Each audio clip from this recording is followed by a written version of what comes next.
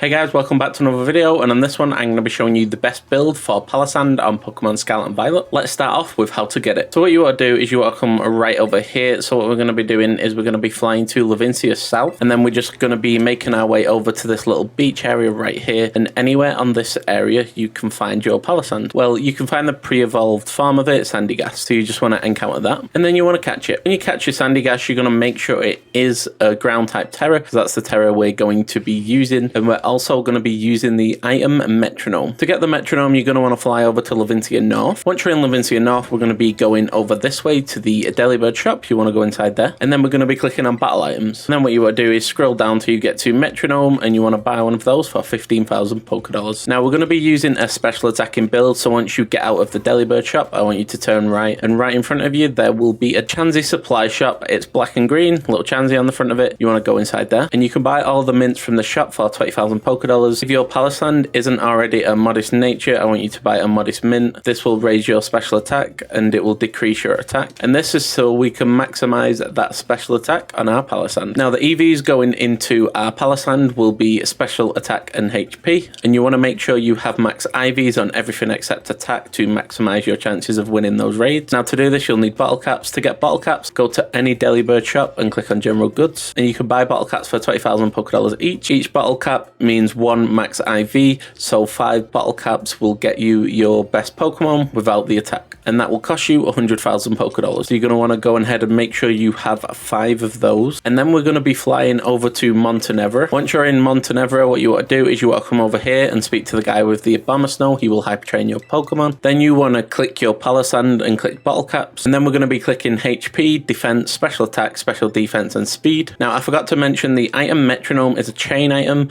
so if you use Earth Power, it's at 100% damage, and then if you use it again on the second turn, so it's twice in a row, it will go up 20%, and it will go up 20% every single turn until it maxes out at 200% on your 6th turn, and then it will stay like that until it gets interrupted, until you faint. And our ability is going to be water compaction. What this does is anytime we are hit with a water type move, our defense goes up by 2 stages. So if we're against a physical attacker that's also a water type and we are weak to it, then after one hit we'll be completely fine pretty much. So that's a very good ability to have. Now our moves will be Earth Power, Stockpile, Show Up, and Shadow Ball. So we are running a ground type Tera, so we are going to be doing a ground type build. So our main move will be Earth Power. This is a really powerful attack, 90 power, 100 accuracy, and it's got a chance of lowering the target's special defense, which means we'll just be doing more damage. Unfortunately, we don't have any attacking setup moves for our Palossand, so it might not be able to do the most damage compared to other Pokemon. Next up, we have Stockpile, which will increase our defense and special defense by 1 stage each. Now Palossand can learn Iron Defense and Amnesia. Now if you wanted to get rid of Shadow Ball, which in this case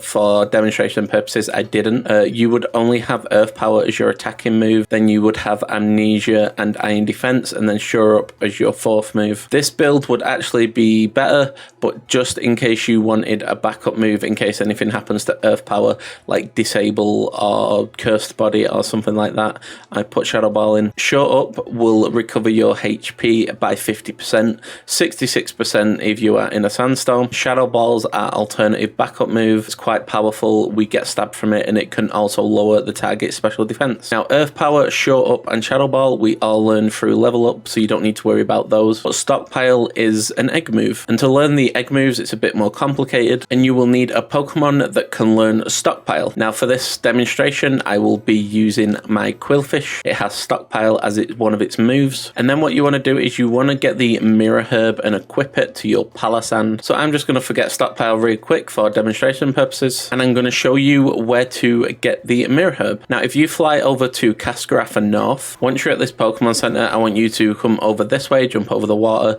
and there will be a Delibird shop right here, and then you want to click battle items and scroll down until you find your Mirror Herb. It will cost you 30,000 Pokedollars. Now you're going to want to make sure your Palossand has 3 moves or less, or you won't be able to learn the actual Stockpile. I'll go over the steps real quick again. So your Palossand must have the Mirror Herb equipped, you must have 3 or less moves, and you must have a second Pokemon in your party with the move Stockpile. After you've done this, you want to go into a picnic. You want to wait about 10 seconds so the game registers all the Pokemon and moves and stuff, and then you want to just come out of your picnic and then pause the game, check your Palossand. It should have the move Stockpile. It does. because I'm going to rearrange it to the way I like. And then you can put your Pokemon away. Don't forget to put your item back on your Palossand. So in this case, I'm going to go and put a metronome back on my Palossand. And now that we've gone over the build, let's get into some raids. So our first raid is going to be a 5-star Delibird. It's going to be fire type. Let's begin. Now Delibird does have Blizzard, which could hurt pretty bad. So we're going to be using Stockpile. Look at that shine. So it uses Ice Punch. It does quite a bit of damage. So now we're going to use Stockpile. We will start all of our raids with Stockpile 2 if you think it's needed. This will raise our defense and special defense, and then we'll use Shore Up to recover our health back to full health, and then we can start using Earth Power. This will ensure that we're on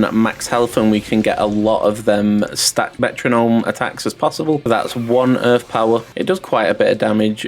So it uses Blizzard because of our Stockpile, though it doesn't do a massive amount of damage. And then we use Earth Power again, taking it to the orange, and its shield goes up, and then it nullifies all the stat changes and abilities on our side, and then removes all negative effects from itself. Now it uses Drill Peck on us after this. We're not going to set up the Stockpile again. As soon as it nullifies everything, then that's fine. And then we use Earth Power again. This is 3 Earth Powers, and now we can Terrestrialize next turn and break the shield. So we have Terrestrialized, and it uses Ice Punch. It does a bit of damage. We're on about half health. Let's see how much an Earth Power does now that we're Terrestrialized. It finishes the Delibird off. It does a lot of damage because of that stack with the metronome. That Earthquake would have been 160% extra damage just from the metronome alone before calculating stab and terror damage. So that's the first raid over with. Let's get on to the second one. Now Palossand is actually a very decent Pokemon, being super effective against quite a lot of types like fire, rock, steel, and even electric, who only has 1 type weakness. So if you can get as many ground types as you actually can to cover all the different types of electric type Pokemon, then that's even better and you can take on more raids. With that being said, our second 5-star raid is a steel type Tatsugiri. Let's begin. So this thing is a water type, but it is a special attacker. So when our defense goes up because of our ability, that won't really do much. We're going to start off the fight with Stockpile. This will raise our defense and special defense, ready for whatever attack it uses. It's using counter, that's fine. We don't need to use Shore Up here because it didn't do damage to us. It tried using counter, so we can just get straight into the Earth Powers. It tries using counter again, but counter is going to be useless against our Palossand because we are a special attacker. This time it uses Dragon Pulse, doesn't do too much damage because of the Stockpile. And then we hit it with another Earth Power, and then it uses Chilling Water, which does quite a bit of damage. It also drops our attack, but we don't need attack. And then our defense raises by 2 stages, so any physical attacks it uses on us will be useless now. I don't think it actually has any though. And then it steals our Terra Charge and uses Water Pulse. This does quite a bit of damage. We're going to use Earth Power again, just chipping away at that health now, getting its shield up. It steals our Terra Charge once again and then puts its shield up. So it uses Dragon Pulse on us this time, which does a bit of damage, about 60-70 damage, and we use another Earth Power. And now we're going to have to use a 5th Earth Power to get our Terra Charge for when we come back. We're on 28 health because of the Water Pulse. Our defense is now on max, not that it matters, and we use Earth Power to chip away at that shield. And then it uses Dragon Pulse to finish us off. We tried using Shore Up, we didn't attack first. So we're going to Terrestrialize and then use Earth Power to take down that shield. Unfortunately, our metronome item has reset, so we don't get the huge damage buff anymore. It uses Dragon Pulse on us. Let's see how much this does. About 100 damage. Let's see how much damage we can do to this Tatsugiri now that we're Terrestrialized. Takes down the shield, and next attack we should be able to finish it off. It nullifies all the stats on our side, that's fine. We do attack first this time and we should finish this thing off. And there it is, it's gone down and we finish our second raid. Considering we was weak against the Tatsugiri, that went quite well. On to the third raid. Our third raid is going to be a steel type 5-star Breloom. Now this could be quite a lot of trouble because of the spore and the grass type. We are weak to grass types, but let's see how it goes. So it has started off with Seed Bomb, which will do quite a bit of damage. We're going to start off with a Stockpile as usual. This will increase our defense. Staraptor does come in with the Intimidate, so that's quite good. It uses Seed Bomb again. It's not doing nearly as much damage. And now we start off with an Earth Power,